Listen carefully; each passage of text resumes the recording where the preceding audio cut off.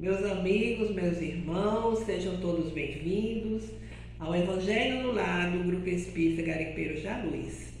É sempre uma alegria renovada estarmos aqui para o nosso encontro semanal, o nosso encontro em família, encontro com Jesus, Jesus no lar. É o momento de recebermos Jesus, tê-lo conosco, vê-lo sentado conosco para nos ajudar quanto ao esclarecimento dos seus ensinamentos. Não esqueçamos o recipiente com a água que será fluidificada durante o nosso estudo. Então vamos fazer a nossa leitura preparatória. O livro Vinha de Luz, Espírito Emmanuel, psicografia de Chico.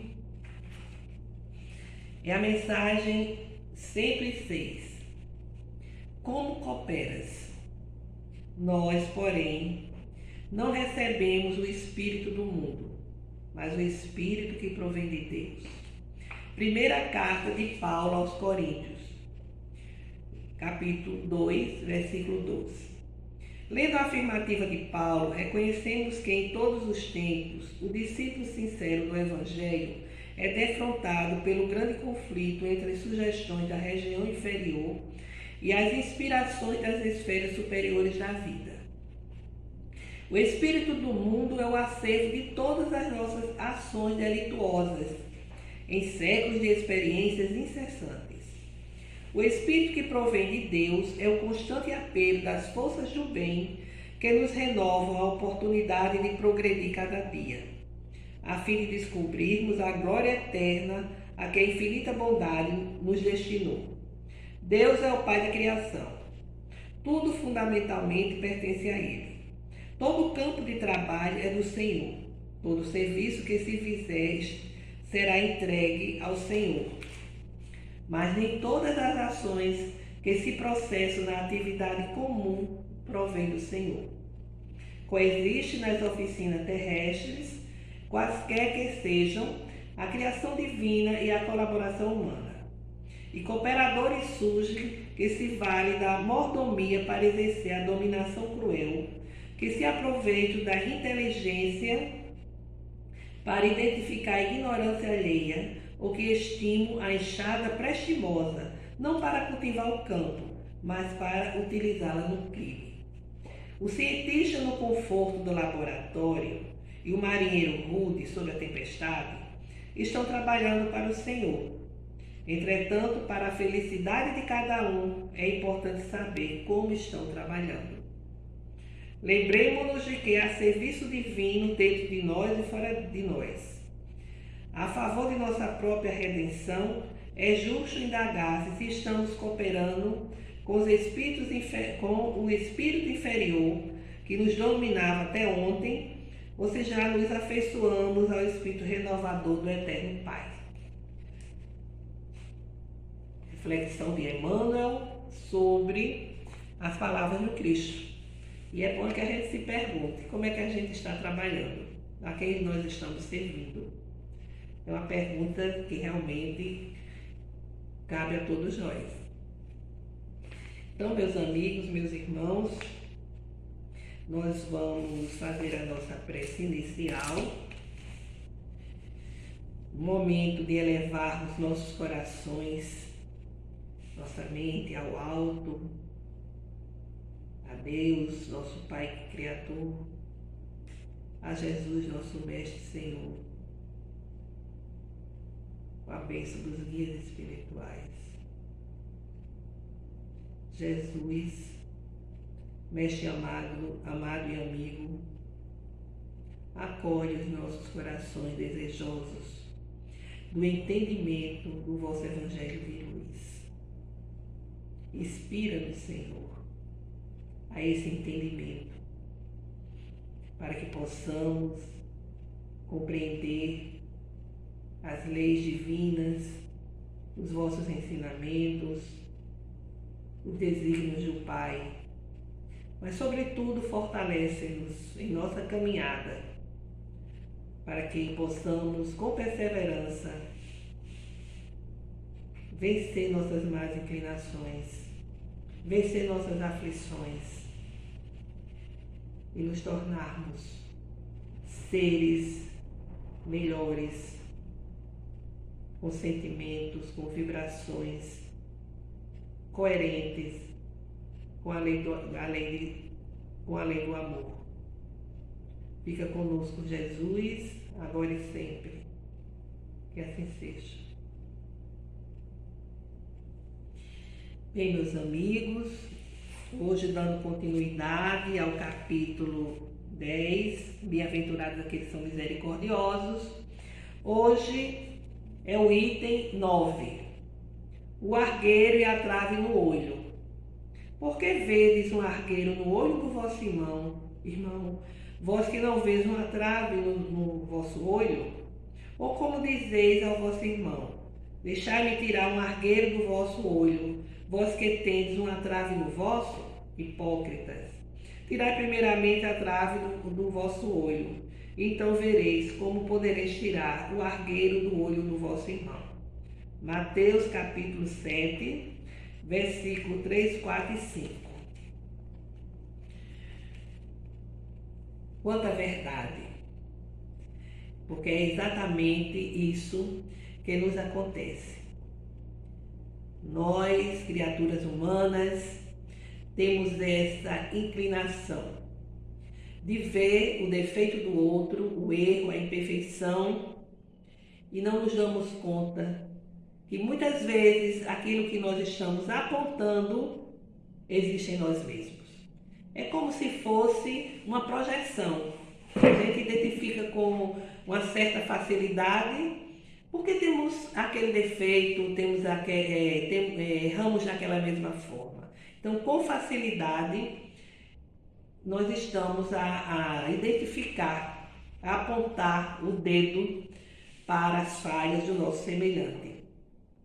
E às vezes é como Jesus coloca, o erro do nosso semelhante representa uma palhinha, assim, um cisco mesmo, diante do nosso erro, que às vezes pode parecer realmente, e às vezes é uma trave, vamos assim dizer, um tronco de árvore, de tão sério, de tão grave, de tanta gravidade que representa. E não conseguimos ver, não conseguimos enxergar. Temos a maior presteza e facilidade de enxergarmos aquele argueirinho que está no olho do nosso irmão, e fazemos tudo, disfarçamos para não mostrar, para não evidenciar a grande trave que está ali no nosso olho. Nós ainda encontramos dificuldades para nos livrar desse tipo de atitude, porque temos dificuldades de nos livrar dos defeitos e dos vícios que constituem essa trave, né? A trave no olho. Então, não deveríamos, consequentemente, agir de uma forma rude, grosseira, de uma forma assim, sem caridade, ao expor os outros e a querer, a dizer que os outros precisam superar suas fraquezas. Então, quando a gente é movido pelo espírito de crítica,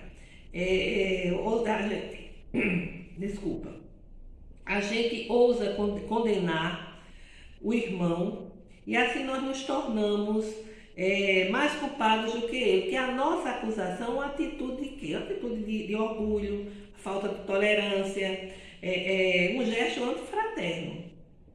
Então a gente se torna muito pior do que aquele, não, você tem esse defeito, você precisa mudar, vai ficar apontando a imperfeição do outro. E essa nossa atitude é uma atitude que, além de ser uma hipocrisia da nossa parte, é um agravante, porque isso é reflexo do orgulho, como já dissemos, da intolerância, né? E também é uma atitude totalmente antifraterna, falta de caridade mesmo. É necessário que antes de julgar o próximo, examinemos com honestidade as nossas próprias ações. E perceberemos que também as nossas faltas são graves e que todos necessitamos da indulgência e da compreensão de todos. Se desejamos corrigir alguma coisa em nosso semelhante, que isso seja feito com respeito, né? com caridade, porque nós não somos perfeitos. Se nós não somos perfeitos, nós não podemos querer corrigir algo que existe no outro que nós temos. Nós não temos isso aqui, porque para fazer isso, para querer corrigir o defeito do outro, é necessário que a gente tenha pelo menos força moral para isso. Tenha exemplo a ser dado. Mas não. Às vezes você quer corrigir algo e algo que você faz, algo que você adota na sua vida e não se corrige. Mas quer que o outro se corrija. E se família, então, é a tal frase, faço o que eu digo, mas não faço o que eu faço? Em família dá muitos embates, né? Principalmente na educação dos filhos, né? O pai quer aquela disciplina, o pai quer aquela responsabilidade, o pai orienta com relação à vida, os perigos dos vícios e por aí vai. Aí o filho vê que ele não cumpre horário, que ele fuma, que ele bebe, que ele mente. Então, que moral você vai querer transmitir na criação dos seus filhos se você não é exemplo? Se você está como educador corrigindo aquilo que você exemplifica. É uma total hipocrisia, uma total incoerência. Então, meus amigos, a proposta de Jesus, ela é uma proposta que enseja muitas reflexões, porque é do nosso cotidiano. A gente, muitas vezes a gente age de uma forma tão automática que a gente não se dá conta, né? Dessa rigidez com relação ao nosso próximo, essa nossa intolerância. Porque uma coisa é você querer ajudar, orientar na lei do sigilo, né? Com todo respeito. Outra coisa é a pessoa estar só criticando sem nenhum objetivo, sem nenhum objetivo positivo. E falando exatamente desse julgar, Kardec trouxe também para o capítulo que complementa esse julgamento, não é propriamente julgamento, você julga apontando os defeitos do outro. Então ele coloca também a seguinte passagem: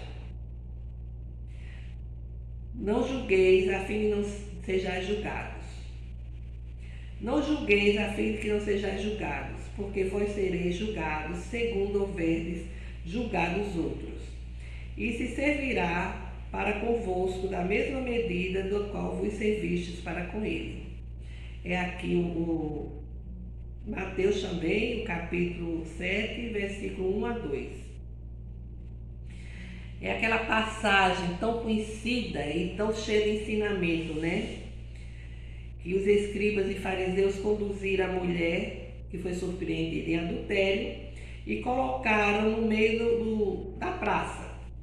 E disseram a Jesus: Mestre, essa mulher acaba de ser surpreendida em adultério.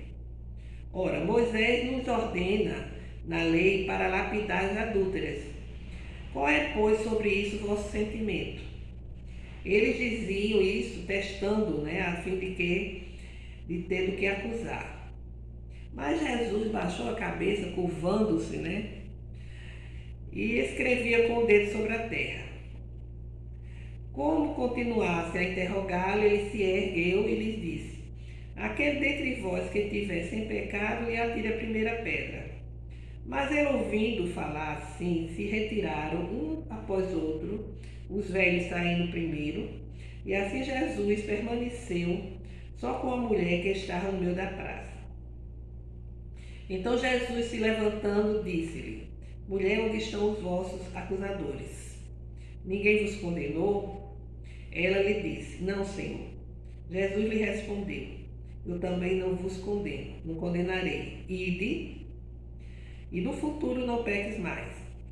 Essa passagem aqui está em João, capítulo 8, versículo de 3 a 11. Aqui Jesus, a primeira coisa que a gente observa, que na verdade os escribas e fariseus, eles queriam testar Jesus. Se Jesus dissesse: não condena, não pode condenar, eles iriam entregar Jesus dizendo que Jesus estava desrespeitando a lei de Moisés. Se Jesus dissesse que podiam atirar as pedras, né, como mandava a lei de Moisés, ele iria colocar por terra o seu ensinamento, onde ele propõe amor, perdão, tolerância, indulgência, compaixão, tudo. Então, eles queriam testar o mestre, né? O mestre, não condena, deixa que ela se vá. Estaria feito realmente um grande conflito se ele deixasse que ela fosse, né? E por outro lado, se ele a condenasse, a sua missão estaria comprometida. Mas Jesus, é interessante que ele se curva, né? E começa a escrever. A única vez que aparece Jesus escrevendo. Aí a gente fica se perguntando o que é que ele escrevia, né? Quem sabe se curvando, convidando ali todos a uma reflexão, todos a terem perdão, compaixão, tolerância, todas as virtudes diante daquela irmã. E quando ele se ergue e diz: aquele que não tem pecado, que atira a primeira pedra, ele volta a escrever. Quem sabe não estava ali escrevendo os delitos daqueles hipócritas, né? Caluniadores, adúlteros, homicidas, ladrões. E assim ia, né?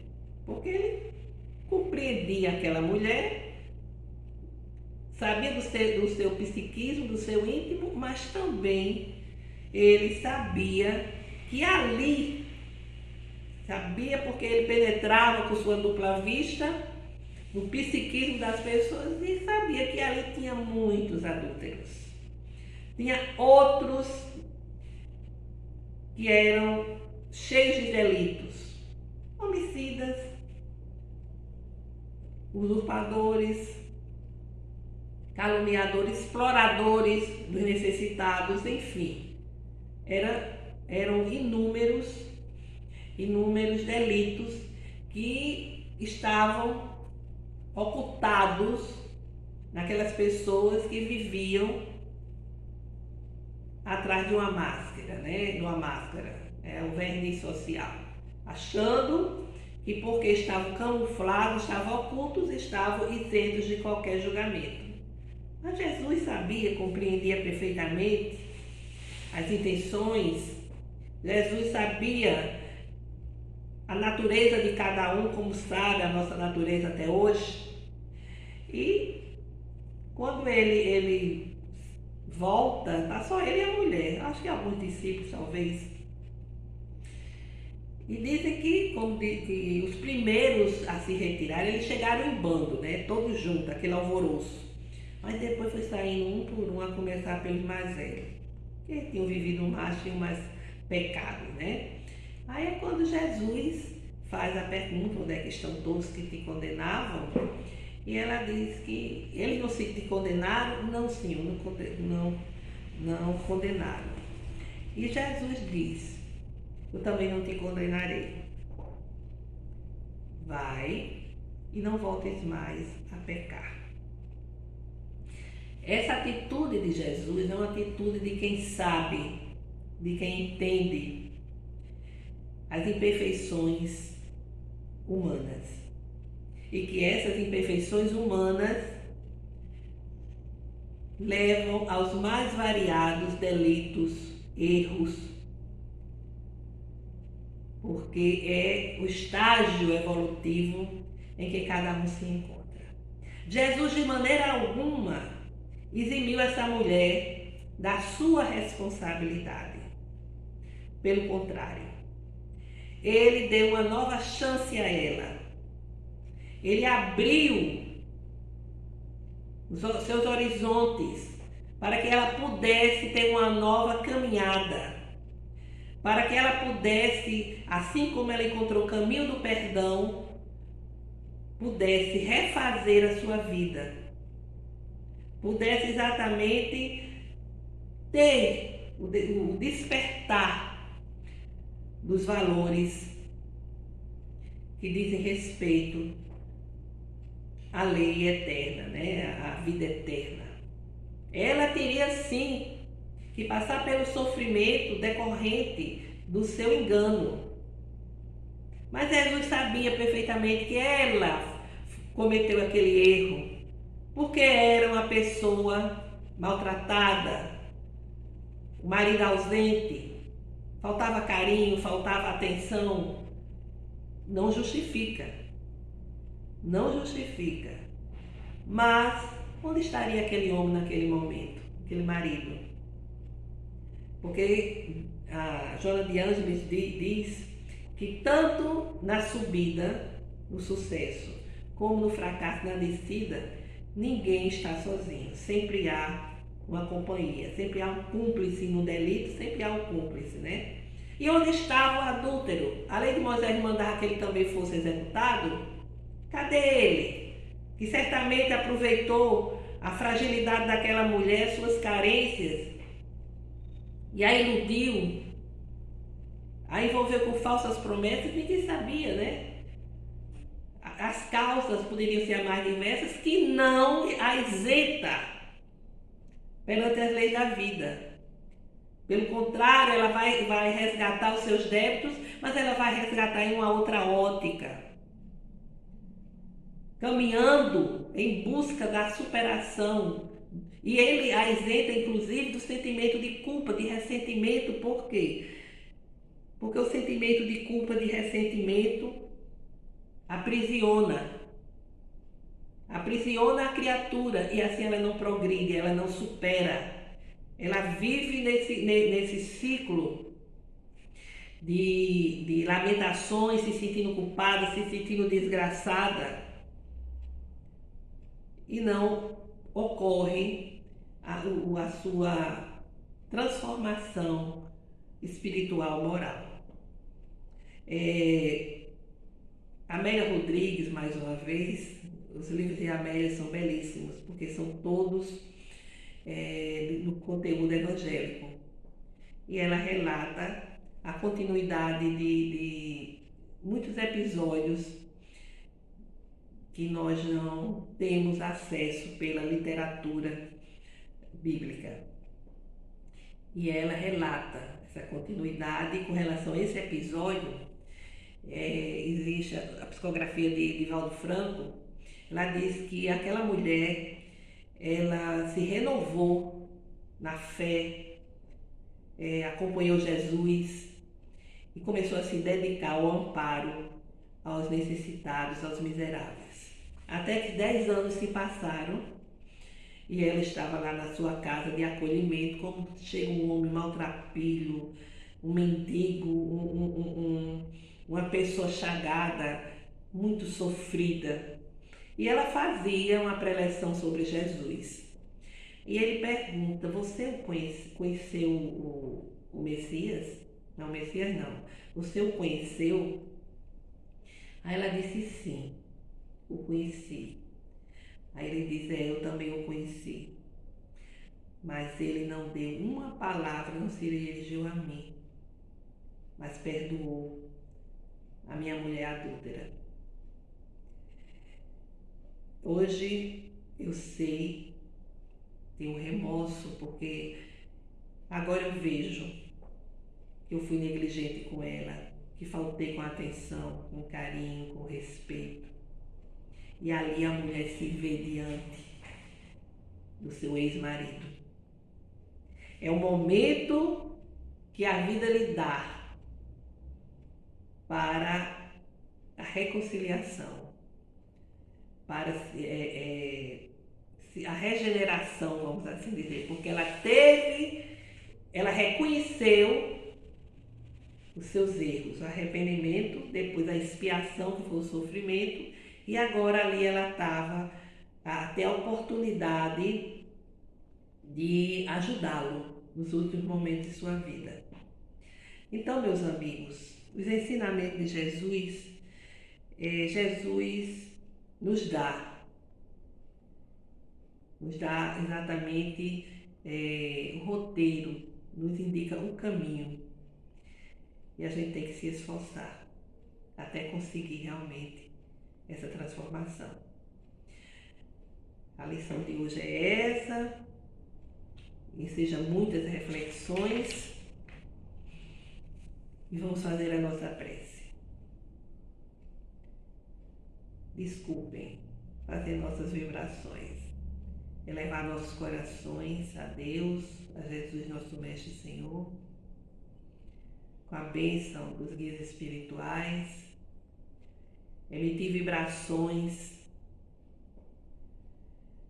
pela paz, fraternidade entre os povos, para que os governantes ajam com fraternidade,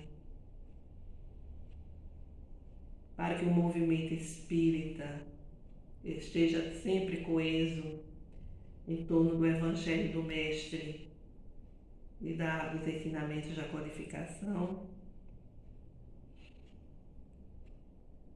Vibrar pelas famílias, para que elas encontrem o caminho do Evangelho. Por todos nós, por nossos familiares, para que a luz, a graça divina envolva a todos, com paz, saúde e proteção, iluminando nossa caminhada e nossos passos.